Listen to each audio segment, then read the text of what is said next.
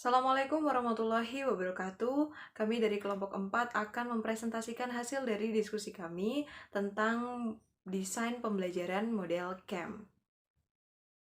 Baik, langsung saja yang pertama saya akan memperkenalkan anggota dari kelompok kami. Yang pertama ada Nanda Ristiana, yang kedua ada Putri Nur Inayati, yang ketiga saya sendiri Yunita Sinta, yang keempat ada Intan Febrina.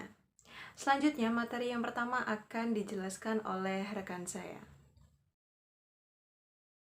Desain pembelajaran model CAM menurut Morrison, Rose, dan CAM pada tahun 2004, model desain sistem pembelajaran ini akan membantu pendidik sebagai perancang program atau kegiatan pembelajaran dalam memahami kerangka teori dengan lebih baik dan menerapkan teori tersebut guna menciptakan aktivitas pembelajaran yang lebih efektif dan efisien.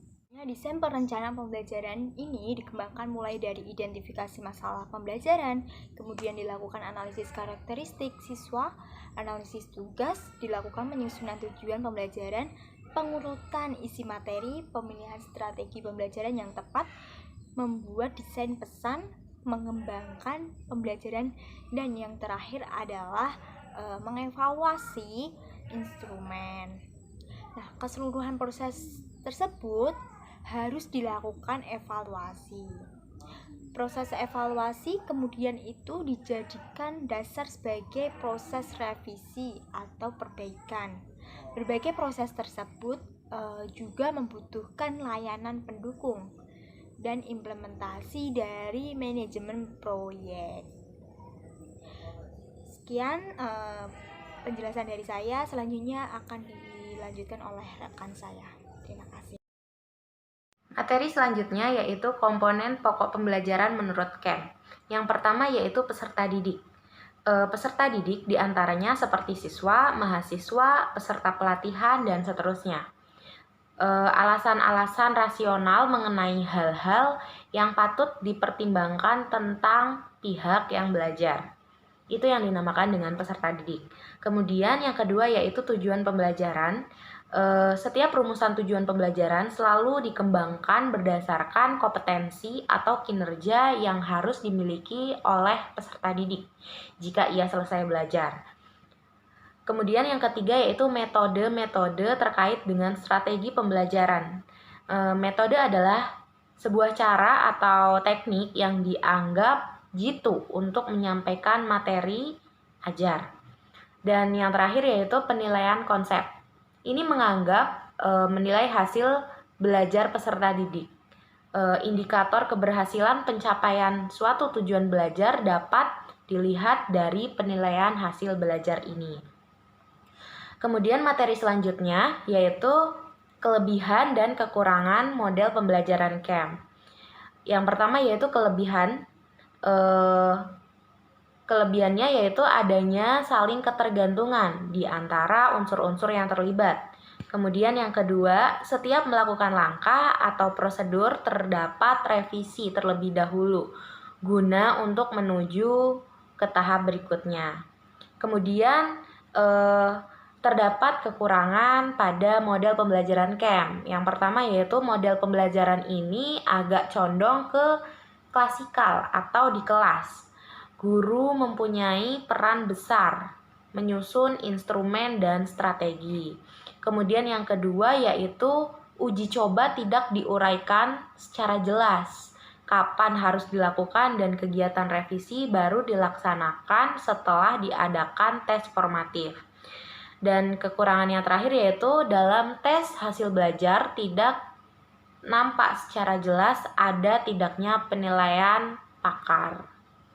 Baik, terima kasih. Saya kembalikan. Baik, saya akan menjelaskan tentang unsur-unsur pengembangan perangkat pembelajaran menurut CAM. Yang pertama adalah identifikasi masalah pembelajaran. Tujuannya adalah mengidentifikasi adanya kesenjangan antara tujuan menurut kurikulum yang berlaku dengan fakta yang terjadi di lapangan, baik yang menyangkut model, pendekatan, metode, teknik, maupun strategi yang digunakan untuk guru untuk mencapai pembelajaran.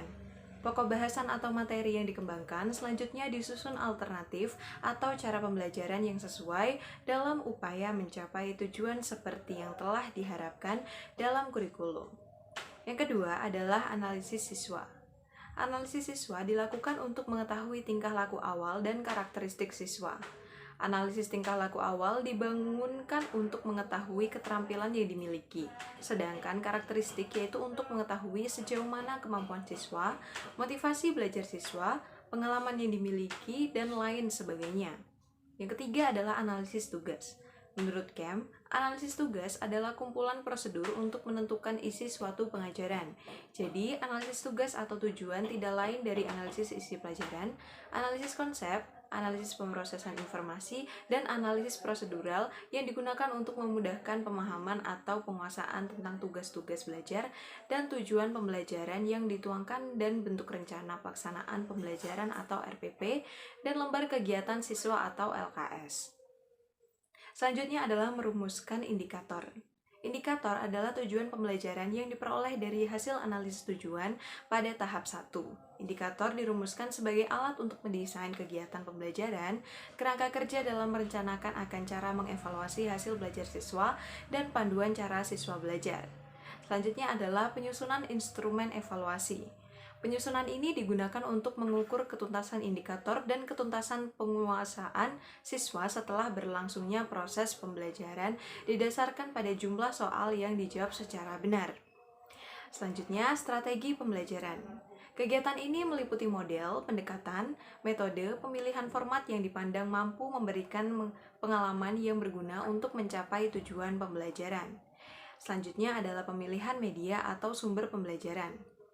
Pada tahapan ini berdasarkan hasil analisis tujuan, analisis karakteristik siswa, dan analisis tugas.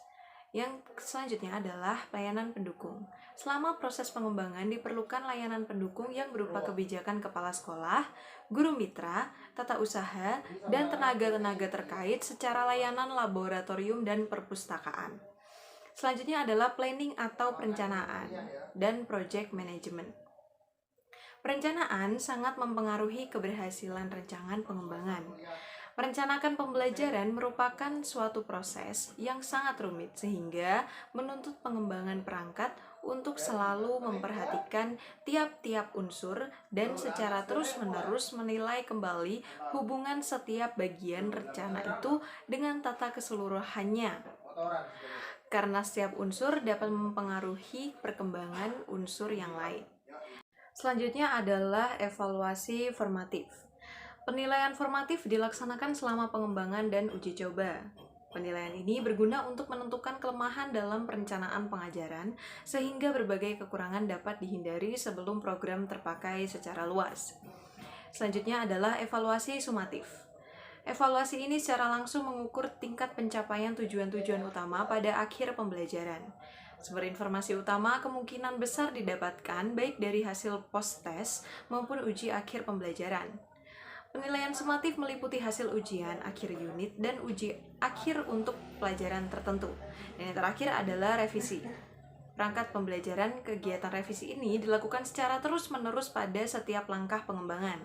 Hal ini berdasarkan uraian Kemp bahwa setiap langkah rancangan pembelajaran selalu berhubung dengan kegiatan revisi.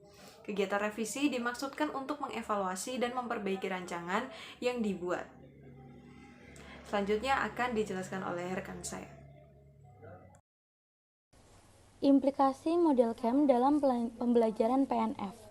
Yang pertama yaitu menentukan tujuan instruksional umum atau kompetensi dasar, yaitu tujuan umum yang ingin dicapai dalam mengajarkan masing-masing pokok bahasan. Yang kedua, membuat analisis tentang karakteristik siswa. Analisis ini diperlukan antara lain untuk mengetahui apakah latar belakang pendidikan dan sosial budaya siswa memungkinkan untuk mengikuti program serta langkah-langkah yang perlu diambil.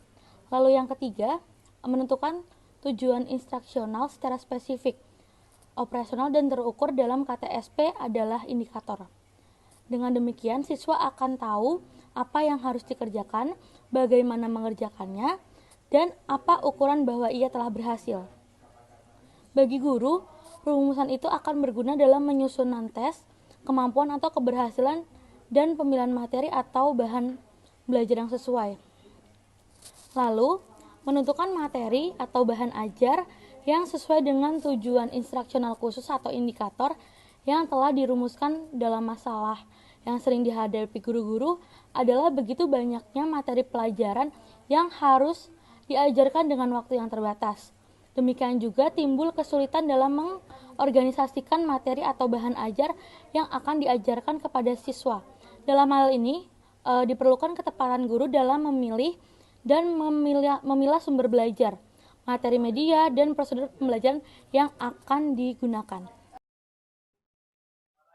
Baik, sekian presentasi dari kelompok 4. Bila ada salah kata kami mohon maaf. Sekian dari kami. Wassalamualaikum warahmatullahi wabarakatuh.